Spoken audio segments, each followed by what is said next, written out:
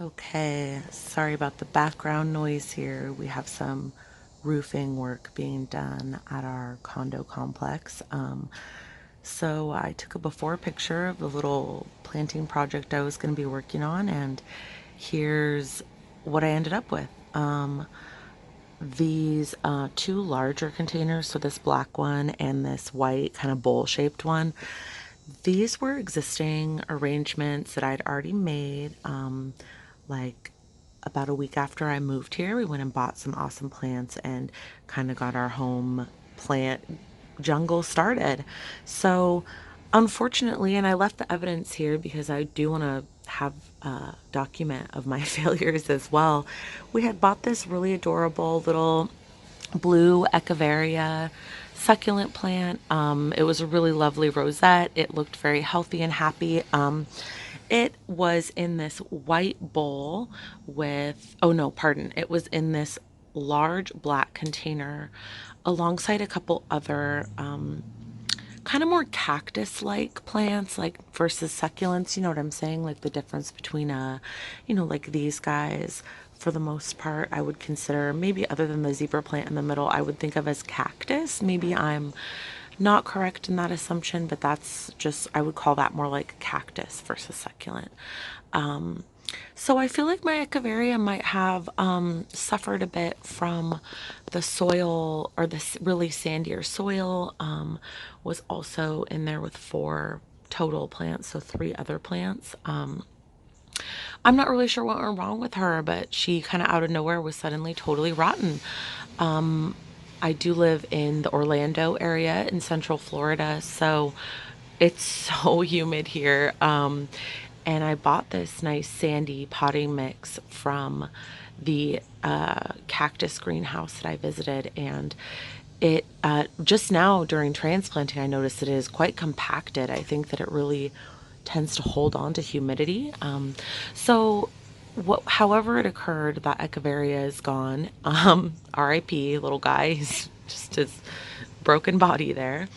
But I decided I would just do some rearranging of these two big ones. So in the lonely in here for now is going to be this little golem jade that I actually got last month from Succulent Studios. Just to mention, I'm definitely not sponsored by them. I just started posting videos, and they're only 10 bucks a month. So honestly, like, I can pay that. That's totally fine. I think what they're doing is really cool. So that was from last month. This is the other one that I got from them last month. Ooh, sorry to jump in there and scare you. This is called a copper sedum. I guess I am supposed to be keeping it in brighter light and it will turn that copper color, but right now I kind of wanted to give it a little mellow out here on my screened porch. So what I did today is I took this little cutie from this pot and put it into this pot, because to me, I think all of these are thriving and happy and okay with the conditions in this shallow, kind of rather more compacted container. So let's just see what happens. And then I also went ahead and planted those plants that Jess and Ben sent me in this larger green container. I went ahead and just put all the aloe together. I've had aloe before, just like on a little mini, like windowsill kitchen kind of decoration garden in my last apartment in San Francisco. And I actually went ahead and left that aloe with Ben and Jess. They are taking care of all 10 of my plants that I had in San Francisco because I was just a little nervous about moving them all the way across the country, and our travel and moving plans were a little uncertain. So, my dear friends are watching over my babies for me, and I'm sure they're doing an incredible job. I hope that they might talk a little bit about the plants that I abandoned with them in their videos. So, yeah, I went ahead and split up the spider plant. It kind of naturally wanted to break into about 5 pieces here. 3 were really kind of tall and skinny, so I went ahead and put them together in that little more like bronzy colored pot. There was one wee bebe on its own, so I decided I would just upcycle plain old soup can. I ate some soup and had the can. So I thought that that would be a great starting cell for this just super baby spider plant. And then there was this kind of shorter, stockier one. So I decided I would sort of try a method here where, like, this one is a little bit more stout and established. So I went ahead and put it in the middle of something that had a little bit more space around it.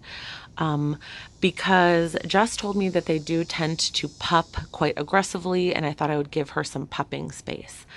And then the three more narrow ones I just sort of put around the edge of the bronze containers so that they could either drape or droop or whatever they want to do. And then, yeah, I think that this is like one of my favorite parts about transplanting is that everything is so lopsided and asymmetrical and like goofy looking when you first put it into the soil, and then it's really going to find its own way and go do whatever it wants, basically. And I'm excited to see what that is. And then just this little black kind of pot-sized container, I'm planning on letting my two new succulent studio succulents join it. Once they've hung out on the inside windowsill for a little while, that is something that they, I believe, recommended in their packaging, was just that, if you wanted to leave it in its little container and just water it right when you get it, leave it alone for a couple weeks, let it dry out completely, and then I'm planning on basically planting it in here. What I'm probably not going to crowd this one too tight, so I'm just going to put them right here and here, which are a couple more succulents that seem like they'd like the same type of water as that Gollum jade. And so then as they get bigger, of course, I can separate them out.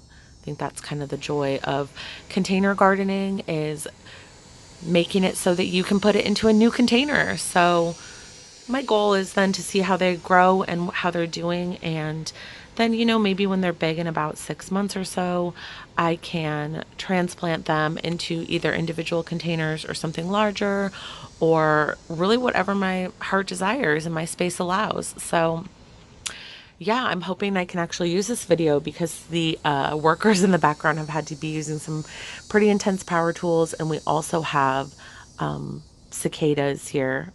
I'm from the Northwest, so sorry if I say cicadas wrong. I honestly have almost no idea how to say that word, so that was just a shot in the dark. But here's also a little preview of my backyard. So this is my screened porch, and then I back up to a really beautiful little pond, which we just heard there is one individual juvenile alligator in. So my husband and I actually kind of want to see him. As long as you keep your distance, it's pretty safe. So yeah, this is my beautiful little swamp backyard.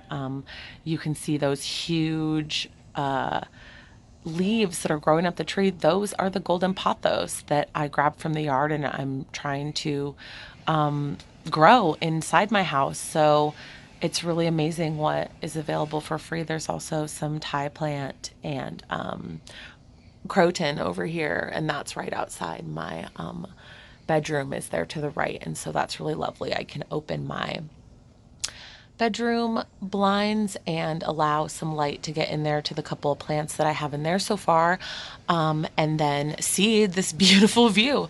So I think I am going to be obviously spreading these aloe and snake plants through, or pardon me, spider plants throughout the interior of my home, whereas these black and white containers have been living out here on my patio, on this kind of like vertical stand I have. I'll give a little tour of that in a different video, just because I have a little tidying up to do on my patio. But they've been, other than the casualty of this blue echeveria, they have been just loving life out here, despite getting not a ton of direct light, and it also just being absolutely insanely humid. I'll just show off one more plant real quick. This is a bunny ears cactus that I'll put it back here, that I just got right when we moved here. So that was almost 2 months ago now. And it had basically that bright green bit on the top. That was almost not there at all. It was just maybe about a centimeter nubbin. So I was so excited about her progress that I went ahead and transplanted her into that larger bronzy colored container, kind of rose gold. And so that bunny ears cactus actually was in here as well. So it was thriving, whereas the blue echeveria was like, hell no to this environment. So that's really fascinating to me. Those are the types of lessons I'm trying to learn and like observations I'm trying to record so that in the future I don't make the same mistake. The blue echeveria was not an expensive plant at all. I went to a wholesaler here in Apopka. I believe it's called Florida Cactus LLC. I feel like I keep remembering the name wrong though, so I can confirm that. Um, and the plants there are really high quality. I think that it was just me giving that echeveria the wrong environment. So that's just a life lesson. I think that she was about $3. So really not a huge loss here. And just goes to show you that that bunny ears cactus was just living its best life in that container, and the blue echeveria was not happy at all. So, yeah, that's just sort of my plan for my small container gardening around my house is just to basically when things are thriving and seem like they need their own kind of nutrition and fresh soil, even if it's only a couple months after I planted them, I really want to provide that for them and see what happens. So, yeah, I'm a pretty gentle transplanter, and the bunny ears I transplanted actually, I want to say about 2 weeks ago. So that was really only at the like maybe 5 week mark after I had planted it previously. So, yeah, I mean, I am kind of a novice at this, and that could be totally devastating for some plants. So I guess I kind of need to play it by ear.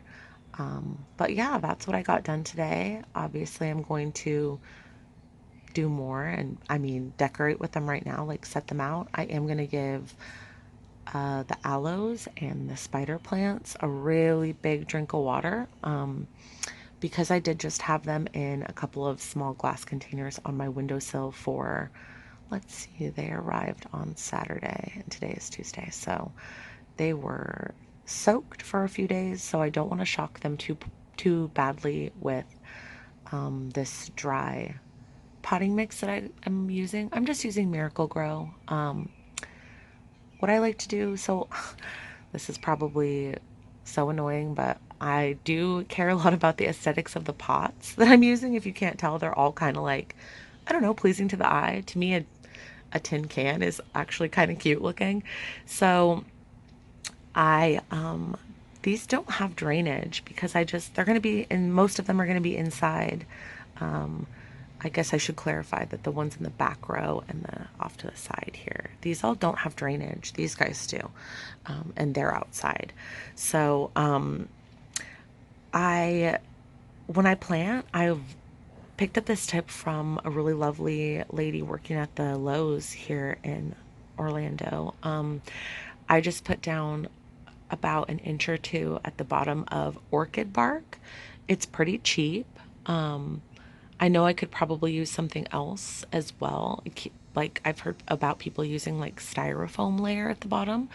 And I do have a bunch of styrofoam from moving that I'm like fervently looking for ideas for, since styrofoam is trash. We can't recycle, we really can't like properly recycle it. So I'm really always looking for ways to use items so that I don't throw them in the landfill. But what I did with these is I put down a nice layer of orchid bark, and then I just filled them with regular Miracle Grow container soil. I do also buy the Miracle Grow cactus citrus palm mix for my succulents and cactus, which is a lot sandier looking. And I feel like that's what the majority of succulents like. I think that I'm going to have to customize a little bit here and there. So, but yeah, that's been a pretty good medium for me for the last couple months here in Central Florida. So I'm definitely going to remain open minded to different ideas of how to better customize your soil and what I can do to keep each plant even happier. So, yeah, this is pretty much what I've accomplished so far this morning. Yay.